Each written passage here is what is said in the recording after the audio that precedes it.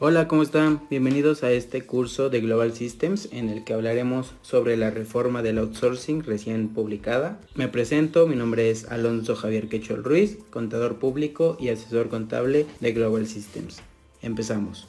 ¿Cuál es el objetivo de este curso? Bueno, es que al finalizar ustedes conozcan los nuevos lineamientos establecidos en el decreto del outsourcing, y vamos a conocer cuáles son los artículos derogados, vamos a saber cuáles son los artículos reformados, así como los adicionados. Vamos a conocer también cuáles son las multas en las que podemos recaer en caso de no cumplir los lineamientos, y vamos a saber cuáles son las actividades o servicios que sí se pueden prestar. De la misma forma vamos a ponernos o posicionarnos del lado del contratante y del contratista para conocer las actividades que sí se pueden realizar. Ok, este curso se va a dividir en 7 videos. Este es el video de bienvenida y les voy a hablar un poquito cómo se va a dividir este curso. En el video número 2 vamos a conocer el marco legal, en donde vamos a ver los artículos principales, ya sea derogados, adicionados o reformados.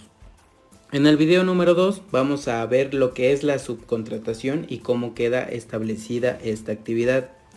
En el video número 4 vamos a ver ejemplos, vamos a ver diferentes escenarios en los que se puede encontrar una persona que contrata o la persona que presta los servicios. En el video número 5 vamos a conocer las diferentes multas en las diferentes leyes que existen en nuestro país. En el video número 6 vamos a ver las reformas fiscales principales, vamos a ver un poco de forma general cómo quedan los nuevos artículos debido a este nuevo decreto en el Diario Oficial de la Federación. Y en el video número 7 vamos a ver cuándo entran en vigor estos cambios. Vamos a ver si ya tenemos que aplicarnos para reformar nuestra empresa o si todavía tenemos tiempo de acomodar por ahí ciertos lineamientos. ¡Hey! Recibe contenido gratuito como soluciones a problemas comunes, capacitaciones y cursos de los sistemas Contaqui. Solo tienes que suscribirte a nuestro canal. No olvides comentar tus dudas para que nuestros asesores expertos las puedan resolver. Dale click a la campanita. Suscríbete ya.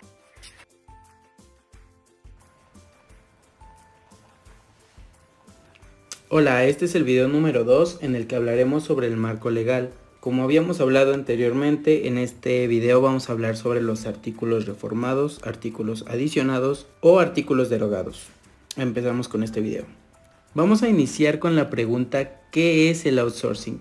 Bueno, el outsourcing es la modalidad de trabajo donde las empresas tercerizan algunas de sus actividades a través de la subcontratación. Y tácitamente en el artículo 15A, actualmente derogado, establece que el trabajo en régimen de subcontratación es aquel por medio del cual un patrón denominado contratista ejecuta obras o presta servicios con sus trabajadores bajo su dependencia a favor de un contratante, ya sea persona física o moral, la cual fija las tareas del contratista y lo supervisa en el desarrollo de los servicios o la ejecución de las obras contratadas. Vamos a empezar con lo que son los artículos derogados. Actualmente encontramos derogados a partir del 15A al 15D. El artículo 15A nos hablaba sobre qué es la subcontratación, lo que les habría mostrado anteriormente. Actualmente está derogado, ya que encontramos en esta reforma una explicación diferente a cómo se va a hacer la subcontratación, donde ya no podemos subcontratar personal como tal, sino podemos contratar únicamente actividades especializadas o contratar obras especializadas. Ya no se va a poder manejar la subcontratación de personal como tal o como se venía haciendo. En el artículo 15b nos hablaba sobre el contrato por escrito entre personas físicas o personas morales y el contratista. Este contrato se sigue llevando a cabo, sin embargo se estableció en una fracción diferente que vamos a ver más adelante con otras palabras. El artículo 15c nos hablaba sobre cumplir con las disposiciones aplicables en seguridad, salud y medio ambiente. Esta también sigue vigente, sin embargo se modificó a otra facción, a otro artículo, donde se establece de diferente forma. Y de la misma forma, el artículo 15d establecía que no se permitirá la subcontratación de manera deliberada. El objeto de este artículo era establecer que no se podía contratar personal de manera masiva, es decir, yo como empresa no podía contratar absolutamente todo mi personal o la mayoría de a través de un outsourcing. Sin embargo, pues las prácticas que las empresas llevaron a cabo pues provocaron que se reformara estos artículos y con ello pues derogar esta parte. Ok, seguimos con lo que son los artículos reformados, es decir, los que únicamente cambiaron su estructura o cambiaron alguna especificación dentro de esto. Primeramente, el artículo 12 nos establece que queda prohibida la subcontratación de personal. Lo que les había mencionado anteriormente, ya no se va a poder manejar como tal una subcontratación de personal, sino que se va a manejar de diferente forma para que las empresas no caigan en las mismas prácticas. El artículo 13 nos establece que se permite la subcontratación de servicios especializados y obras especializadas. Es decir, en vez de subcontratación de personal, vamos a ver lo que es la subcontratación de servicios especializados y obras especializadas. En el artículo 14 dice que la contratación de servicios deberá formalizarse mediante contrato con ciertas especificaciones. Como lo habíamos visto en los artículos derogados, en el que el artículo 15b nos hablaba del contrato por escrito, bueno, ahora va a ser el artículo 14 donde nos va a establecer que la formalidad del contrato de subcontratación pues se va a formalizar mediante un contrato y con ciertas especificaciones. El artículo 15 nos habla de un registro. ¿Qué es este registro? Bueno, la Secretaría del Trabajo y Previsión Social estableció que todas las empresas que estén dispuestas o que deseen prestar sus servicios a través de una subcontratación, pues van a tener que estar registrados en un padrón especial para estas empresas. Este registro se va a hacer dentro del portal o de la página de la Secretaría del Trabajo y Previsión Social. Estos artículos los vamos a ver un poco más detallados más adelante, dependiendo del tema que se vaya tratando. Bueno, el artículo 12 más explícito establece que queda prohibida la subcontratación de personal. Cuando una persona física o persona moral proporciona o pone a disposición trabajadores propios en beneficio de otra, las agencias de empleo o intermediarios podrán participar en el reclutamiento, selección, entrenamiento y capacitación, entre otros. Esto sin considerarse patrones, es decir, si yo soy una empresa que necesita un servicio especializado de limpieza, en ese supuesto nosotros vamos a ser el patrón. Es decir, yo soy una empresa que se dedica al reclutamiento de personal, al entrenamiento y capacitación. Bueno, yo voy a seleccionar el personal de otra empresa. Entonces, ese personal que nosotros estemos seleccionando, no vamos a ser nosotros los patrones, sino que únicamente estamos participando en la selección de su personal. El patrón va a ser la empresa para la que nosotros estamos haciendo el servicio de contratación, es decir, nosotros no vamos a ser en ningún momento patrones de este personal. El artículo 14 de manera más explícita nos establece que la subcontratación de servicios especializados o de ejecución de obras especializadas deberá formalizarte mediante un contrato por escrito, en el cual se va a señalar el objeto de los servicios a proporcionar o las obras que se van a ejecutar, así como el número aproximado de trabajadores que van a participar en esta obra. Y también nos dice que la persona física o moral que subcontrate servicios con una contratista que no cumpla con la normativa o las leyes establecidas, pues será responsable solidaria en relación con los trabajadores utilizados para este servicio. Vamos a continuar ahora con los artículos o fracciones adicionadas, es decir, fracciones que se sumaron a la ley, ¿no? Primeramente vamos a ver que en el tercer párrafo, artículo 41, nos va a establecer los requisitos para que surta efectos la sustitución de personal, es decir, cuando pasemos el personal de una empresa a otra va a haber ciertos requisitos especiales para que se pueda llevar a cabo. Y también se adicionó la fracción 8 en el artículo 127 que nos habla del monto máximo de la participación en las utilidades. De manera más amplia, en el párrafo del artículo 41 establece que para que surta efectos la sustitución de personal deberán transmitirse los bienes objeto de la empresa o establecimiento al patrón sustituto. Es decir, nosotros tenemos que transmitir prácticamente los bienes de la empresa que ya no va a estar en funcionamiento de alguna forma al establecimiento, al patrón sustituto. Y pues la ley maneja varios lineamientos para que se pueda llevar a cabo esta sustitución de manera correcta. Hola, ¿cómo están? Bienvenidos al video número 3, donde vamos a hablar sobre la subcontratación y cómo queda esta actividad después de las reformas. Vamos a ver también un poquito más desglosados los artículos en donde se establecen pues los cambios principales y los artículos donde pues está la información más importante. Vamos a empezar.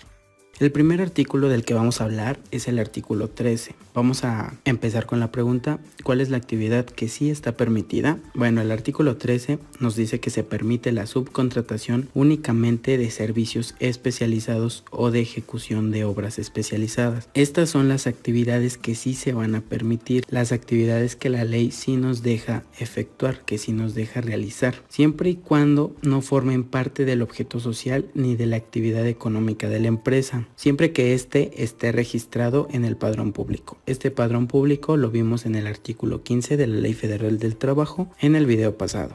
Y para recordar un poquito, pues se trata de un padrón en el que las empresas que buscan o necesitan o quieren ofrecer sus servicios especializados o de obras especializadas, pues tienen que estar registradas en ese padrón y básicamente con eso estarían autorizadas para poder prestar esos servicios. Y bueno, también nos dice que los servicios u obras complementarias prestadas entre empresas de un mismo grupo también serán considerados como especializados siempre y cuando no formen nuevamente parte del objeto social ni de la actividad económica de la empresa.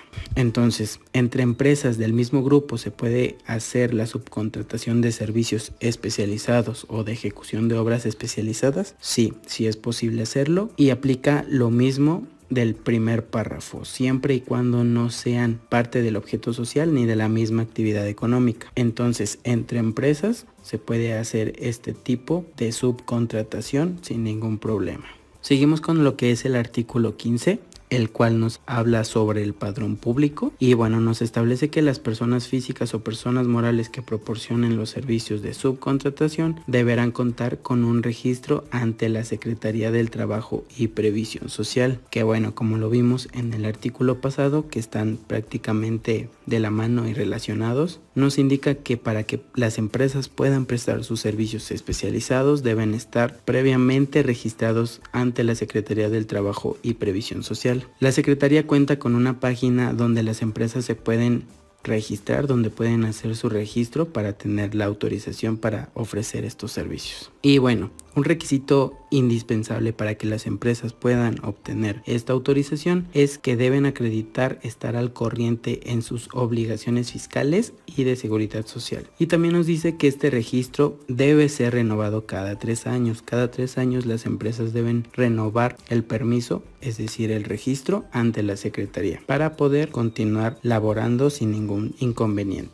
Aquí les muestro básicamente los requisitos que nos pide la Secretaría para poder hacer el debido registro de las empresas. Y bueno, nos dice que necesitamos la firma electrónica vigente, el nombre o razón social de la empresa, el RFC, el número del acta constitutiva de la empresa, el registro patronal ante el IMSS, la identificación oficial vigente, el poder notarial, el comprobante de nómina, el acta constitutiva o la constancia de situación fiscal y el objeto social vigente. Y bueno, también nos recalca la información importante donde nos dice que deberás estar al corriente de tus obligaciones fiscales y de seguridad social, mismo punto que vimos en el artículo 15, y también nos menciona lo mismo, que el registro tiene una vigencia de 3 años y será imprescindible para poder prestar los servicios. Sin ese permiso o sin esa autorización, pues las empresas no pueden ofrecer los servicios especializados. Y bueno, más adelante pues vamos a ver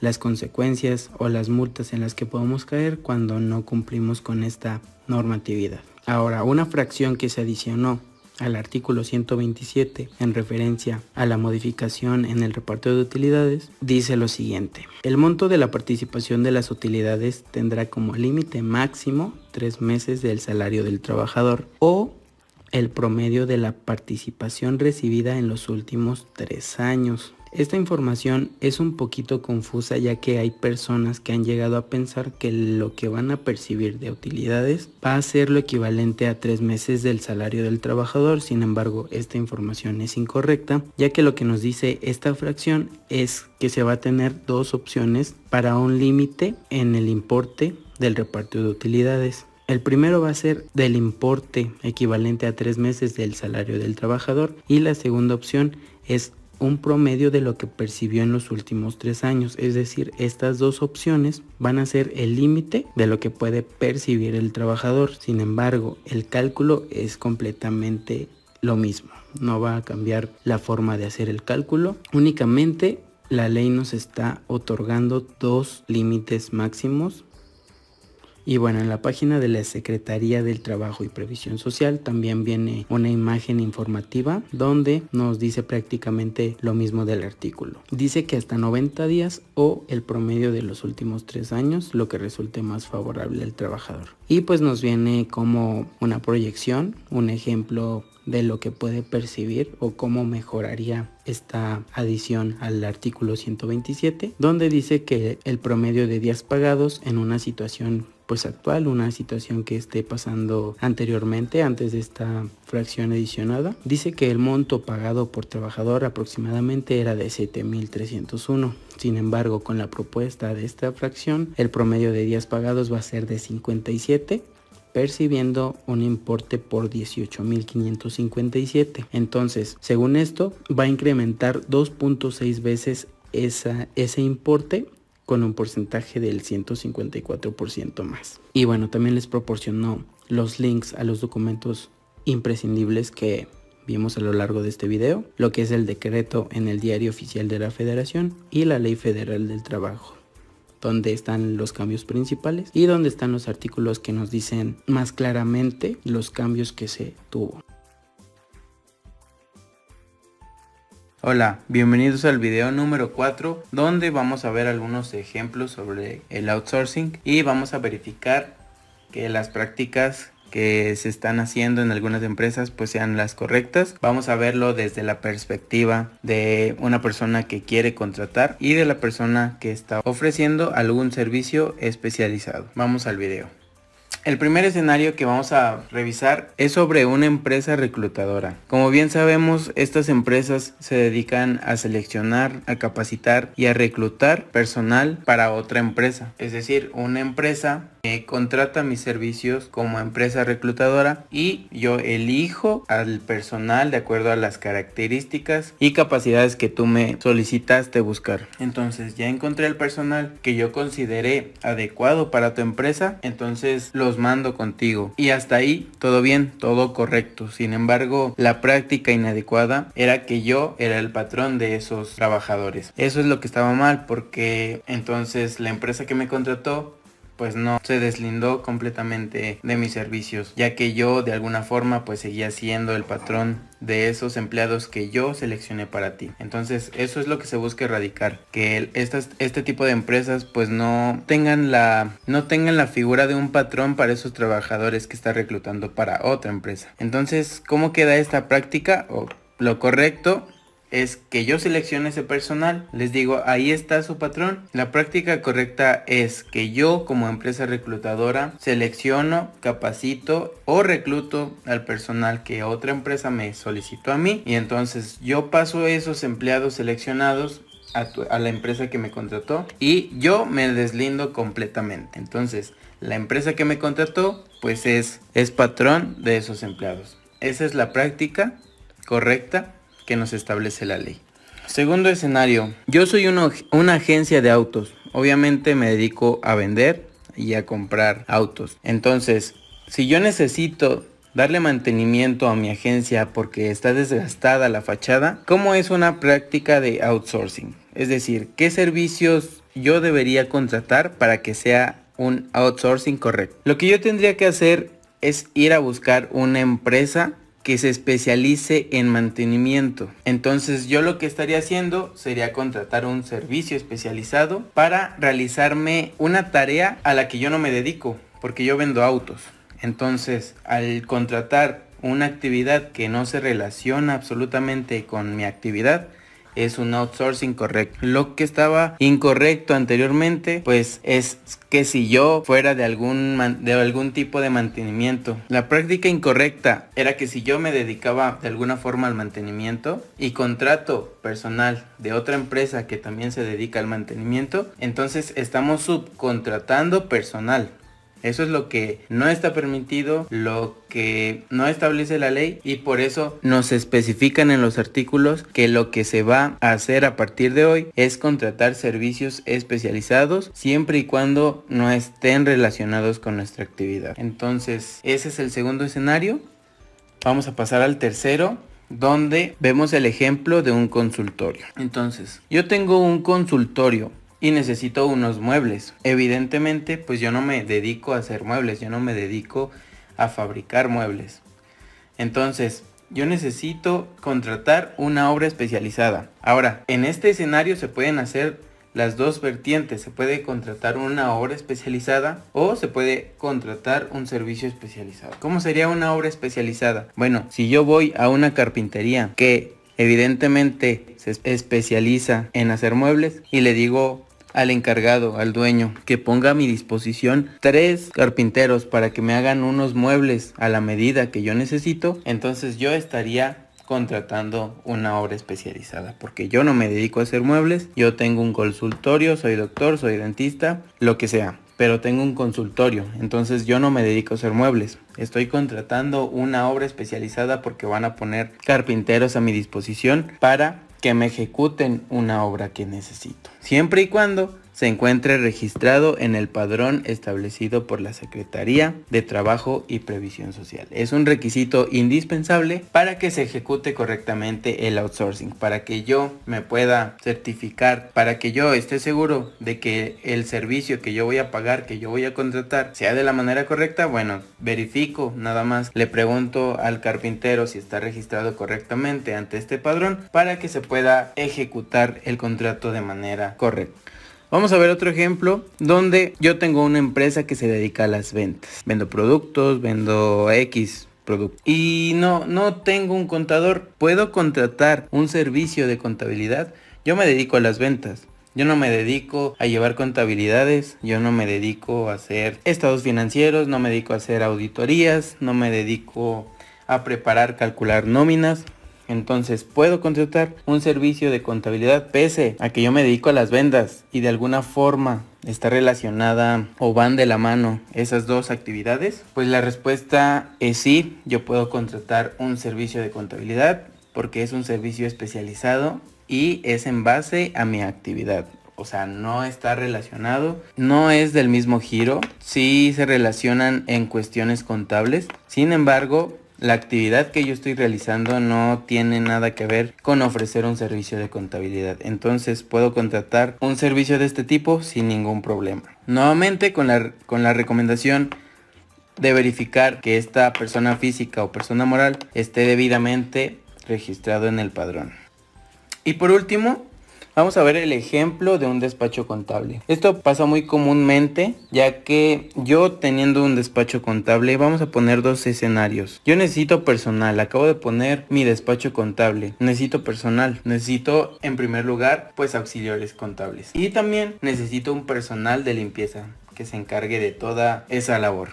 Entonces, uno de estos dos no es una contratación correcta del outsourcing. Si yo contrato mis auxiliares contables con un outsourcing, es una práctica incorrecta, ya que esos trabajadores están relacionados directamente con mi actividad. Yo soy un despacho contable, me dedico a la contabilidad. Entonces, si yo contrato empleados con un outsourcing, pues no es correcto, porque yo le estoy pagando a otra empresa para que me preste a sus trabajadores para hacer a lo que yo me dedico. Lo correcto es que yo reclute a mis auxiliares contables y yo sea su jefe directo. Esa es la práctica correcta de un outsourcing. Ahora, yo necesito personal de limpieza porque yo, despacho contable, pues no me dedico a hacer limpieza. Entonces, ahí sí, voy a una empresa que se dedique exclusivamente o que esté especializada en la limpieza. Yo contrato ese servicio y estoy haciendo una práctica correcta del outsourcing. Esa es la manera correcta en la que se maneja un outsourcing de acuerdo a la reforma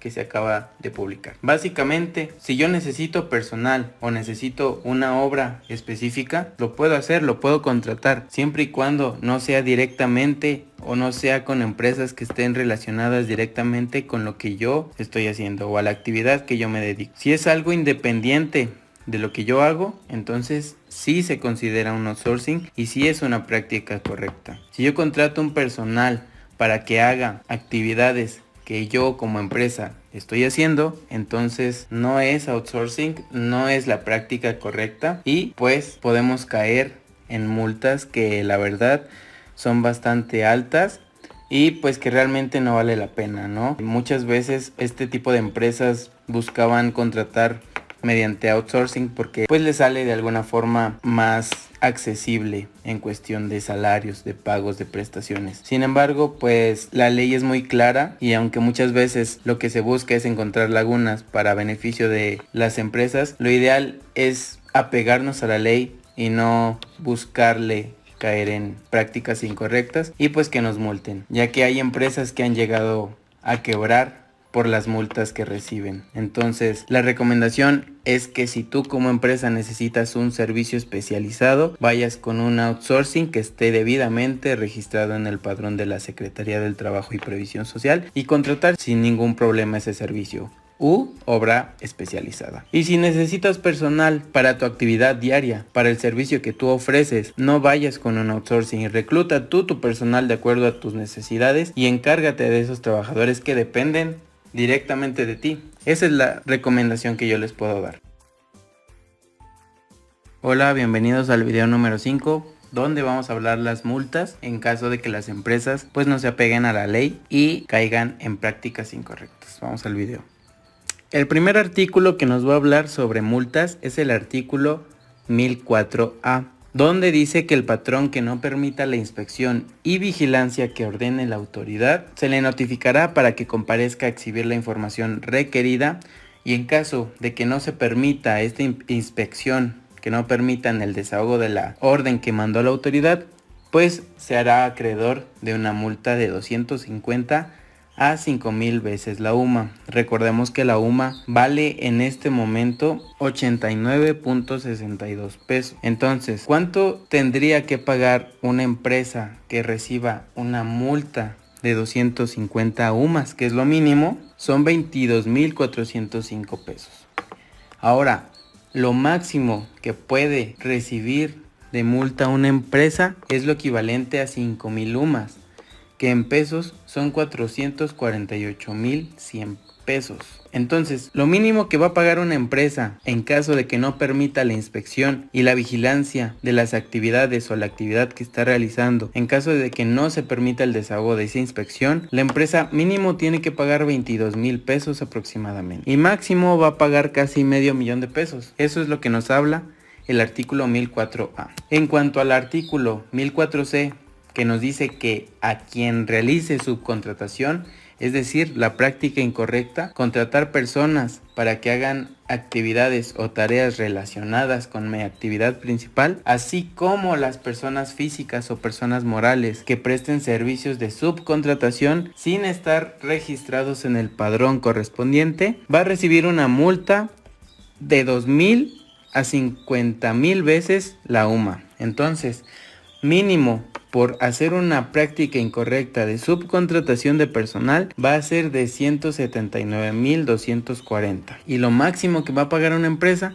lo que puede llegar a pagar una empresa por hacer la práctica incorrecta del outsourcing, es de 4,481,000 pesos. Entonces, si nos ponemos en el ejemplo de una empresa pues no tan grande y que no tiene mucha solvencia económica, si hiciera una contratación incorrecta del outsourcing o de subcontratación de personal, que ya vimos que es incorrecto, pues quizás hasta quiebre, quizás hasta el dueño salga endeudado de más por hacer una práctica incorrecta, que fácilmente yo como patrón recluto a mi personal y me encargo de las obligaciones que me marca la ley y sin ningún problema puedo ejecutar mis actividades como empresa. Entonces, la recomendación es que nos apeguemos a lo que nos marca la ley para evitar este tipo de multas que la verdad son bastante altas.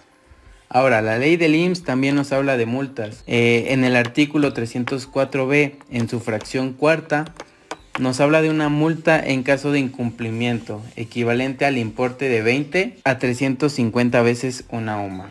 Entonces, aparte de las multas que hablamos anteriormente, también se le puede adicionar esta. O sea, no solamente vamos a percibir una multa, sino que podemos percibir o se pueden acumular varias multas. Entonces, por incumplimiento, según la ley del IMSS, vamos a pagar una multa mínima de 1,792 pesos. Es poco, pero si hablamos de 350 UMAS, vamos a pagar 31,367 pesos. Entonces, en el artículo 304b, en la fracción 5, nos habla también de una multa equivalente al importe de 500 a 2,000 veces una UMA. El incumplimiento pues lo detalla más a fondo pues dentro de la ley, ¿no? Lo mínimo que se va a pagar por este tipo de faltas a la ley pues va a ser de 500 UMAS, lo que equivale a 44,810 pesos. Y máximo, que son 2,000 UMAS, van a ser 179,240.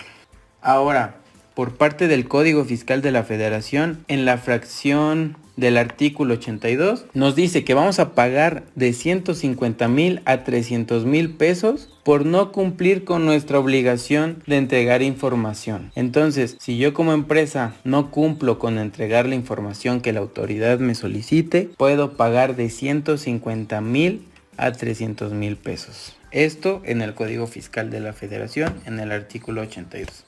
Y por el momento son todas las multas que nos marca la ley. 3 leyes que nos marcan puntos importantes, aunque es importante recalcar que estas multas son las que nos adicionan a la ley. Entonces podemos encontrar también otras que ya están escritas, que ya vienen siendo aplicadas anteriormente. Entonces la recomendación nuevamente es que nos apeguemos a lo que nos establece la ley, a no caer en prácticas incorrectas, ya que estas multas pues pueden acabar incluso con las empresas. Hola, bienvenidos al video número 6, donde vamos a hablar sobre las reformas fiscales en las diferentes leyes que existen en nuestro país. Adicional a lo que vimos ya sobre la Ley Federal del Trabajo, en este video vamos a ver lo que son reformas como tal en el Código Fiscal de la Federación, en la Ley del Impuesto sobre la Renta, del IVA, etc. Entonces, vamos al video. La primera ley que vamos a observar va a ser la Ley del Seguro Social, en la cual vamos a encontrar primero el artículo derogado, siendo este el segundo párrafo del artículo 75. Por su parte también tenemos artículos reformados. El primero que vamos a encontrar es el artículo 15A, donde estipula que la contratación de servicios especializados u obras especializadas deberán cumplir con las condiciones y requisitos establecidos en la Ley Federal del Trabajo. Estos requisitos ya los observamos en el segundo video, donde hablábamos como tal de la reforma y de las modificaciones que había sufrido. El segundo artículo va a ser el 304A, fracción 22, donde dice que no presentar o presentar fuera del plazo legal establecido la información señalada en el artículo 15A de esta ley. Significa que no debemos presentar o presentar fuera de plazo la información que nos solicite en el artículo 15A, que se refiere al padrón de la Secretaría del Trabajo y Previsión Social. Por su parte, el artículo 304B, fracción cuarta, indica que las multas en caso de incumplimiento equivalente al importe de 20 a 350 veces la UMA. Esta multa ya la vimos un poquito más a fondo, desglosando los importes que podríamos pagar en caso de incumplimiento en el video pasado. Y también vamos a encontrar dentro de la Ley del Seguro Social un artículo adicionado, lo que es la fracción 5 del artículo 304B, que también nos habla de una multa equivalente al importe de 500 a 2,000 veces el valor de la UMA. La segunda ley que vamos a verificar va a ser el Código Fiscal de la Federación. Vamos a encontrar un artículo adicionado, el cual es el 15D, que estipula lo siguiente: no tendrán efectos fiscales de deducción o acreditamiento los pagos o contraprestaciones realizados por subcontratación de personal. Hago un paréntesis en este momento para indicar que la subcontratación de personal se refiere a la práctica incorrecta del outsourcing. Recordemos que la ley estipula en esta nueva reforma que lo que se va a poder realizar en referencia al outsourcing va a ser la subcontratación de servicios especializados u obras especializadas. Cierro paréntesis. Para desempeñar actividades relacionadas tanto con el objetivo social como con la actividad económica. Significa que si incurrimos en subcontratar personal, pues no va a tener ningún tipo de efecto fiscal, ni de deducción ni de acreditamiento.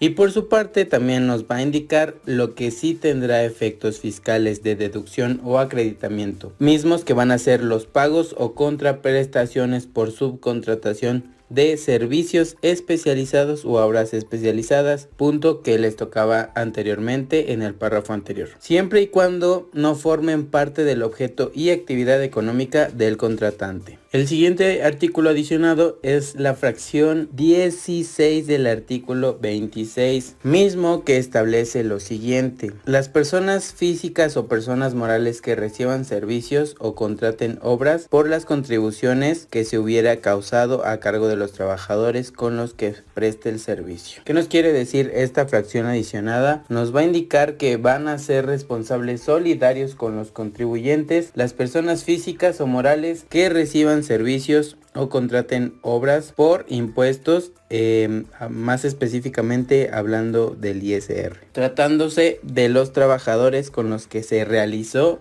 este servicio o esta actividad. También tenemos un inciso adicionado a la fracción segunda del artículo 75 que nos dice que realizar la deducción o acreditamiento en contravención a lo señalado en la ley. Significa que vamos a recibir una multa si deducimos o acreditamos algún movimiento que no está permitido dentro de la ley. Y también se adiciona una fracción al artículo 81 que nos habla del momento en el que se hace acreedor a la multa. Este momento va a ser cuando el contratista no cumpla con la obligación de entregar a un contratante información y documentación establecida. Esto quiere decir que cuando un contratante solicite información sobre, por ejemplo, el registro en el padrón de la Secretaría del Trabajo y Previsión Social u otros requisitos que establezca la ley, si este contratista no cumple con la obligación de entregar esa información, pues va a ser el momento en el que se va a hacer acreedor a la multa. También se adiciona una fracción en el artículo 82, la cual nos habla como tal de los importes de multa que va a percibir la persona que incurra en esta práctica incorrecta, y dice que van a ser de 150,000 a 300,000 pesos a la establecida en la fracción de 150,000 pesos a 300,000 pesos por cada obligación de entregar información no cumplida. Y un inciso en el artículo 108 que nos dice que utilizar esquemas simulados de prestación de servicios especializados o la ejecución de obras especializadas nos va a convertir automáticamente en un defraudador fiscal.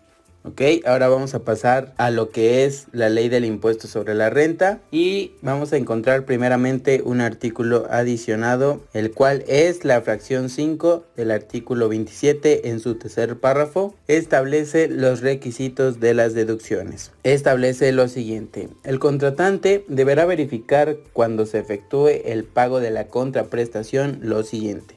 Primer punto, que el contratista cuente con el registro en el padrón de la Secretaría del Trabajo y Previsión Social. Segundo punto, copia de los comprobantes fiscales. Tercer punto, copia del pago expedido por la institución bancaria en referencia a las retenciones efectuadas a los trabajadores. Cuarto punto, el pago de las cuotas obrero-patronales. Quinto punto, el pago de las aportaciones al Infonavit. Entonces, cada que se efectúe una contraprestación, el contratante deberá verificar que la persona física o persona moral a la que va a contratar cuente con los siguientes requisitos. En la fracción 33 del artículo 28 vamos a encontrar una referencia a los gastos no deducibles, la cual establece lo siguiente: los pagos que se realicen en los supuestos señalados en el artículo 15d primer y segundo párrafo del Código Fiscal de la Federación no van a ser un gasto deducible. Y más específicamente nos habla de cuando no son servicios especializados. Por su parte, en la ley del impuesto al valor agregado vamos a encontrar un artículo derogado, el cual es la fracción cuarta del artículo 1A, el cual nos hablaba de la retención del 6% que con estas modificaciones pues prácticamente quedará borrada. Tenemos un artículo adicionado, un tercer párrafo del artículo cuarto que establece que el impuesto que se traslade por los servicios a que se refiere el artículo 15D del Código Fiscal de la Federación no será acreditable en los términos de la presente ley, siempre y cuando volvemos al mismo punto, si no son servicios especializados u obras especializadas. También encontramos en el segundo párrafo, en la fracción 3 del artículo 5, los requisitos para la subcontratación de servicios especializados u obras especializadas, que establece lo siguiente. Deberá obtener del contratista copia de la declaración del impuesto al valor agregado y del acuse del recibo de pago correspondiente al periodo en que el contratante efectuó el pago de la contraprestación y del impuesto al valor agregado que le fue trasladado, es decir, el comprobante del impuesto trasladado. Prácticamente esta adición nos habla de cerciorarse de que se efectuó correctamente la declaración del IVA. Hola, bienvenidos al video número 7, el último video de este pequeño curso sobre las reformas que sufrió el outsourcing en este año. En este video vamos a ver las fechas en las que van a entrar en vigor los cambios que vimos en los videos pasados. Vamos a revisar las fechas y los transitorios nos van a indicar en qué fecha van a entrar en acción. Vamos al video. Ok, ¿dónde vamos a encontrar las indicaciones sobre estas fechas en las que van a entrar en vigor? Bueno, las vamos a encontrar dentro de los transitorios, dentro de la misma reforma sobre el outsourcing, en la cual nos va a decir que en el primer transitorio el presente decreto entra en vigor al día siguiente de su publicación en el Diario Oficial de la Federación. La fecha de publicación fue el 23 de abril del 2021, por lo tanto la entrada en vigor es el 24 de abril del 2021. Por lo tanto, el decreto publicado va a entrar en vigor en esa fecha. Y de manera más desglosada nos dice que los siguientes artículos van a entrar en vigor a partir del 1 de agosto del 2021. Por lo tanto, el artículo cuarto, quinto y sexto respectivamente hablan del Código Fiscal de la Federación, la Ley del Impuesto sobre la Renta y la Ley del Impuesto al Valor Agregado. Y por último, los artículos séptimo y octavo entrarán en vigor a partir del ejercicio fiscal 2022. ¿Y de qué hablan estos dos últimos artículos? Bueno, estos hablan de la Ley Federal de los Trabajadores al Servicio del Estado y de una ley reglamentaria de la Constitución Política de los Estados Unidos Mexicanos. Entonces, en resumen, se van a dividir en tres fechas importantes. La primera va a ser al día siguiente de cuando se publicó el decreto, que como lo vimos anteriormente va a ser el 24 de abril del 2021. La segunda va a ser el 1 de agosto del 2021, es decir, falta muy poco para que surtan efectos estos cambios. Y por último, unos cambios a partir del ejercicio fiscal 2022. Entonces, la recomendación es ponerse al tanto, verificar que nuestras empresas estén realizando las actividades que la ley regula y acepta y avala para poder realizar nuestras actividades sin ningún problema. Eso es todo por el curso de la reforma al outsourcing 2021. Espero que les haya gustado y que les sirva bastante para poner en regla sus actividades dentro de su empresa. Muchas gracias, mi nombre es Alonso Javier Quechel Ruiz, contador público y asesor contable de Global Systems.